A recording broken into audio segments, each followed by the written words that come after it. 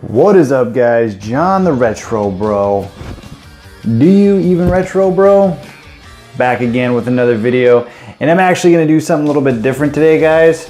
And I'm going to start doing more of these as the time goes on.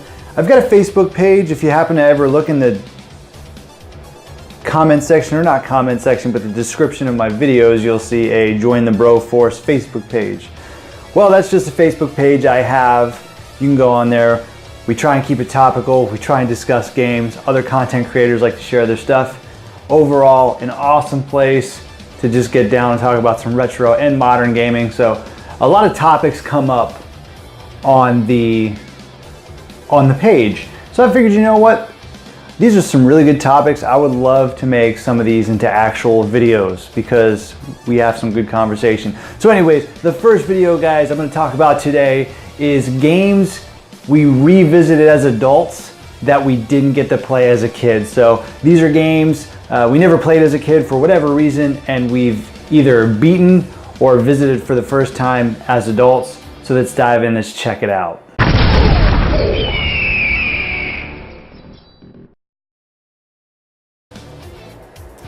All right, guys, so mine is pretty simple when it comes to this. For me, it's anything Super Nintendo. Two games from one of my favorite series right off the bat, Super Castlevania and Mario RPG on the Super Nintendo. But there's others on there. Even though I've never beaten Mario RPG, it was a game I always wanted to go back and play. Finally got around to playing that a couple years ago. I actually beat Super Castlevania 4 for the first time ever, like a year ago. Which was awesome, and now it's probably one of my favorite Castlevania games, so go figure. There are a few others, Rondo of Blood on the PC Engine. I didn't know shit about that game when I was a kid, but I really enjoyed it now. Again, one of my favorite Castlevania games, so there's that. And Donkey Kong Country, always wanted to play. Again, I haven't beaten it, but I played it a little bit as a kid, but there's more on there. So Demon's Crest is another one. Pretty much anything Super Nintendo. I grew up a Genesis kid. That's what I had. Was always kind of envious of the friends with the Super Nintendo. So let's go to the BroForce page. Let's dive right into some comments. We had some good discussions on here. The first one, let's bring up Justin Beard, aka Down Phoenix, in here. He says, I can think of countless games I love now that I didn't play, or in some cases even knew existed, that I love now. Games like River City Ransom, good one. Gunstar Heroes, which is an awesome, that's another one for me personally. I never played Gunstar Heroes, even though I was a Genesis kid, never played Gunstar Heroes. Probably now one of my favorite Genesis games. And Musha, another one. Found out about because of emulation. Hello, bro, do you even emulate? Do you even save money? That game's expensive. He said, I learned about a lot about the greatness of Biohazard Battle from the recently released Sega Genesis Classics collection, not to mention finding games that we never got to begin with and still haven't, like Terranigma on the SNES, underrated as hell. An RPG apparently. Down Phoenix, thank you very much. Good discussion there. Yeah, I love, it's funny, I didn't know about Musha either growing up, and that was one of the ones that came up, you know, recently, or a couple of years ago, you know, when you get into collecting and you find out it's an expensive game. I actually played that first as a reproduction card.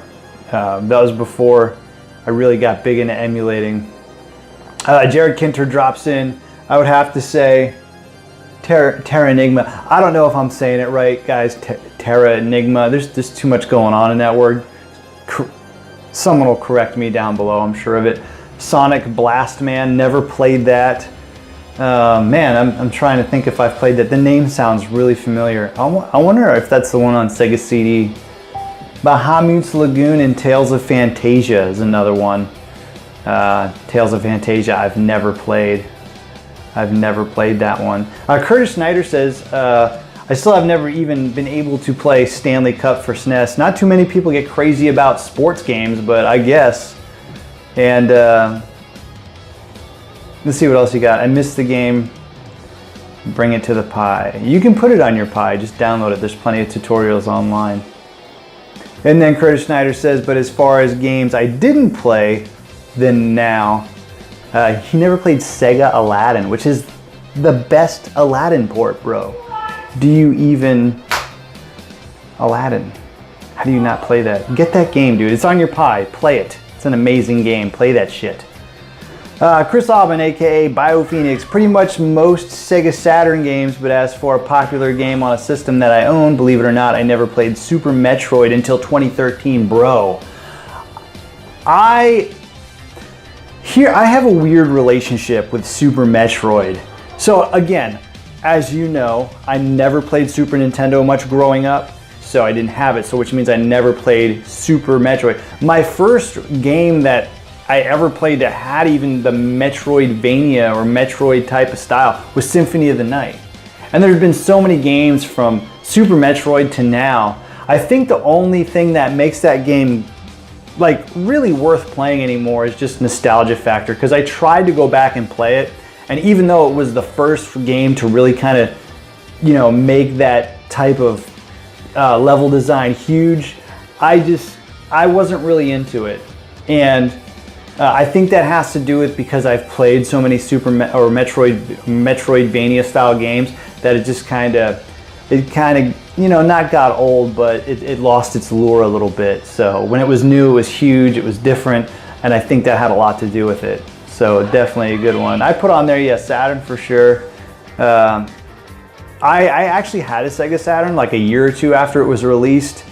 I had like some basic sports games in that, you know, your typical Sega games on there. Nothing crazy though.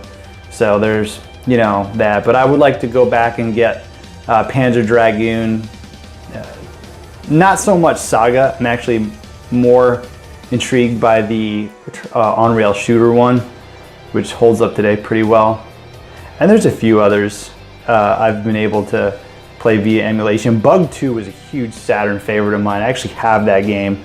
That's one of the few Saturn games I have on physical. Back there, bro, do you even display? So definitely dig that game. James Gruesome Fort from XS Gaming Podcast. Check him out. Check him and Xander Scullion out. XS Gaming Podcast. Great podcast. He says Dragon View on SNES has been one of my faves I've found that I never knew about. It's a sequel to Draken.